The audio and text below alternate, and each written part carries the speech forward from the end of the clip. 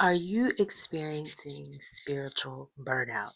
Oftentimes, spiritual burnout can first show up as fatigue, and eventually, if not dealt with properly, it can progress into what feels like spiritual psychosis. I too have gone through this process and dealt with it on a large scale where I literally thought that I was going crazy and losing my mind. But once you really understand that the spirit world is so vast that it's not meant for you to figure everything out. It's meant for you to learn how to feel through your experience, not only the vessel, including your vessel, but with your entire soul.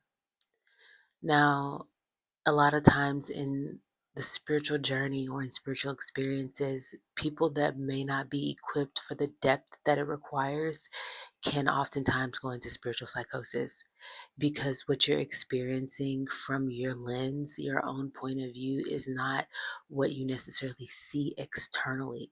But it's stated very clearly in the text that we do not struggle with only the flesh, but the hidden, the unseen, the principalities of higher courts.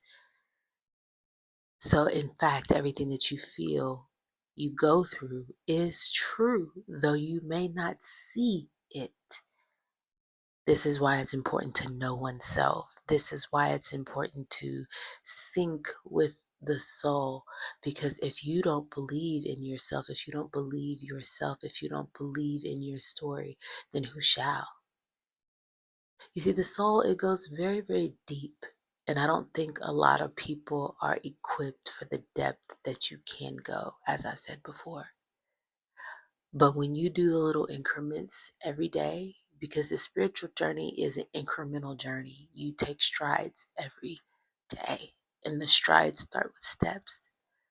And when you start to see the results, you then know that it was worth it. But sometimes you get lost in the sauce, as I've been too. I don't fault you. The Most High God doesn't fault you. The path is dark and lonely.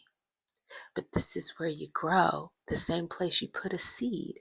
It's dark and lonely. And you don't know which way is up or down, but you remain obedient. And you show up every day for your lesson of growth. And that's what the spiritual journey is about. It's about the steps you take for the betterment of not only self, but your future. What matters to you the most? The way that you come off to other people or the way that you look at yourself in the mirror? Because the mirror effect goes vast and fast. You have to be careful and you have to be wise and you have to be steadfast. And those are the key ingredients for obedience. Once you learn these, you keep using them and using them and using them over and over again. That's your Achilles. The more you use it, the more it gets better. If you don't use it, you lose it. So yeah, I mean, there's so many questions that I could answer, and we'll do open discussions about these things, but I just want you all to really know that what you feel and think, you're not crazy. The government, other people, TV, society, everybody might make you feel like you're crazy. I might be the one person in the world to tell you that you're not, but I am fully backed by the kingdom to let you know that you matter.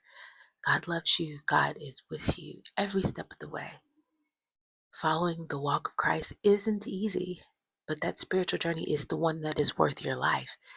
And I pray that you remain steadfast. I pray that you keep going even when you feel like the chips are down, your back's up against the wall, you have nowhere to turn. That's when everything falls into place because you've taught yourself to do what? Be still and know that I am God.